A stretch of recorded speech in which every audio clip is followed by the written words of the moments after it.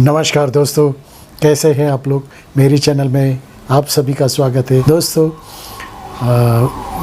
ये हफ्ते में बहुत सी कुछ ऐसी बातें हो गई है जो मैं आपको बताना चाहूँगा। जैसे कि मेरी मुलाकात रफ़ी साहब के बड़े बेटे शाहिद रफ़ी से हुई थी और वो मेरी ऑफ़िस में आए हुए थे। उनसे बहुत लंबी बातें चली, कुछ बातें उनकी पिताजी की यादें, कुछ उनकी यादें, कुछ हमारी भी यादें हमने उनको सुनाई। और रफ़ी साहब का ज़माना तो कुछ वही थे और रफ़ी साहब सब जगह थे।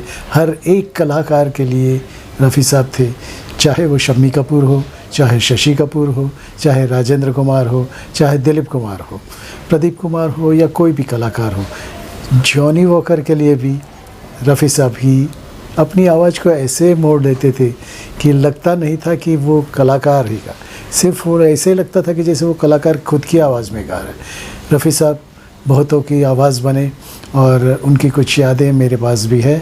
कुछ बातें उनके बेटे शाहिद भाई से भी हुई, तो मैं कुछ बातें बताऊंगा और रफ़ी साहब की यादें ताज़ा करूंगा।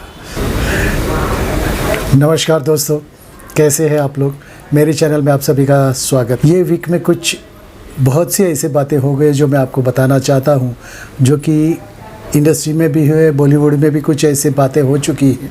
सबसे पहले तो बहुत एक दुखद खबर बता दूं कि हमारे अमीन सयानी जी जो आवाज़ के जादूगर थे, बीना का गीतमाला जो पेश करते थे, बाद में सिबा का गीतमाला रेडियो सिलोन से जो करते थे, उनकी आवाज़ ही उनकी पहचान थी। और एक वक्त तो ऐसा था कि हर बुधवार को बीना का गीतमाला जब आता था तो पब्लिक 8 बजे से शुरू, मतलब पौने 8 बजे से ही बैठ जाते थे सामने और रेडियो के सामने और सुनते थे, उनकी आवाज़ को तरसते रहती थी। उन्होंने कुछ 500-600 प्रोग्राम्स ऐसे किए थे, इतने ब्रॉडकास्ट किए थे, बहुत अच्छे अनाउंसर थे। उनके भाई हामिद भाई ने उनको ये ट्रेनिंग दी थी और इनकी आवाज़ तो दुनिया की आवाज़ बन गई। और बहुत सी फिल्मों में भी उन्होंने आवाज़ दी थी, बहुत सी उसमें कमेंट्री भी दी थी, बहुत से फिल्म तो थी ही और रेडियो प्रोग्राम में भी पहले देते थे। पहले रेडियो प्रोग्राम आते थे, शायद नए लोग को नहीं पता होगा।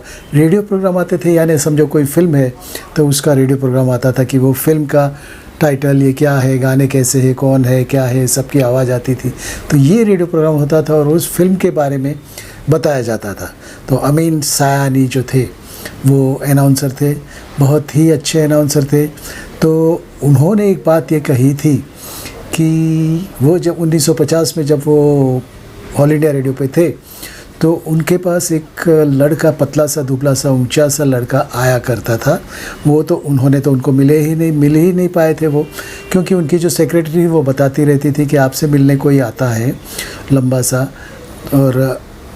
सा लड़का है और आप बिज़ी रहते हो तो वो मिलता नहीं है, चले जाता है। सुबह से शाम तक बैठे रहता है ऑल इंडिया रेडियो पे। और ऐसे ही चलता रहा, ऐसे ही सिलसिला चलता रहा। 1 साल गुजर गया लेकिन अमीन सयानी जी उनसे मिल नहीं पाए। फिर मालूम पड़ा, एक दिन अचानक से मिल गए, तब पता चला कि अमिताभ बच्चन जो थे वही आते थे उनको मिलने और ये अनाउंसर की जॉब के लिए आते थे। उनकी आवाज़ तो भारी भरकम थी, लेकिन उस वक्त बहुत से उनके लोगों ने कहा कि इनकी आवाज़ तो बहुत भारी है, ये नहीं चलेगी, तो रेडियो के लिए नहीं चलेगी। लेकिन आज वही भारी भरकम आवाज़ भारी किरदार में आ गई और वो किरदार शहंशाह बन गया इंडस्ट्री का, बॉलीवुड का। तो दोस्तों ऐसे होता है। अमीन सयानी जी आप अमर रहे, आपकी याद, आपकी आवाज़ हमेशा गूंजती रहेगी। दोस्तों वो 91 ईयर्स की एज में वो ऑफ हो गए थे। तो मैं जब बैंक में था, बैंक ऑफ इंडिया में था, तब उनका अकाउंट भी वहाँ पे था। तो उनके यहाँ से जो वर्कर यानी एक फ्रेंड थे हमारे, जो कि बाद में फ्रेंड बन गए थे अमीन जी की वजह से, वो सुबह सूरत से निकल के यहाँ पे पहुँचते थे मुंबई में 10 बजे और उनके कामकाज करके शाम को 4 बजे की जो गाड़ी होती थी उससे वो सूरत वापस जाते थे। ऐसे रोज़ आते थे। तो वो तो डेडिकेशन था, क्योंकि वो भी उनकी आवाज़ के लिए इतने पागल थे। उनके लिए कुछ भी करने को तैयार रह जाते थे। तो दोस्तों ऐसे मेरी मुलाकात एक बार उनसे हुई थी। उनका रेडियो क्लब में उनका ऑफिस भी था, वहाँ पे मैं जाके मिला भी था। उनको रिकॉर्डिंग कैसे करते मैं सब देखा था। तो पहले तो रिकॉर्डिंग का ज़माना था, रेडियो पे सब कुछ चलता था, बाद में टीवी आ गया। तो दोस्तों आवाज़ हमेशा के लिए बंद हो गई 2 दिन पहले ही। दोस्तों भगवान उनकी आत्मा को शांति दे। और एक दूसरी बात कहूँगा, बहुत से लोगों ने ये मुझे पूछा था, इसके लिए मुझे बोलना पड़ा अमीन सयानी जी के बारे में। अमीन सयानी जी कोलाबा में रेडियो क्लब में उनकी ऑफ़िस थी और वहाँ से बिज़ी रहते थे, इतने बिज़ी रहते थे। और एक बार अमिताभ जी उनके वहाँ आए थे उनके खुद का इंटरव्यू देने के लिए, लेकिन अमीन सयानी जी ने खुद कहा था कि अच्छा हुआ मैं उनसे मिला नहीं, या तो वो आ जाते तो मेरी छुट्टी हो जाती, मैं रोड पे आ जाता। अगर वो अच्छा हुआ मुझे मिले नहीं, मिलते तो शायद वो सिलेक्ट हो जाते और मेरी नौकरी चली जाती। और ये अगर चली जाती, लेकिन एक और भी अच्छी बात ये हो गई कि उनके नकारने से हमें इंडस्ट्री का बहुत बड़ा सुपरस्टार एंग्री यंग मैन मिला।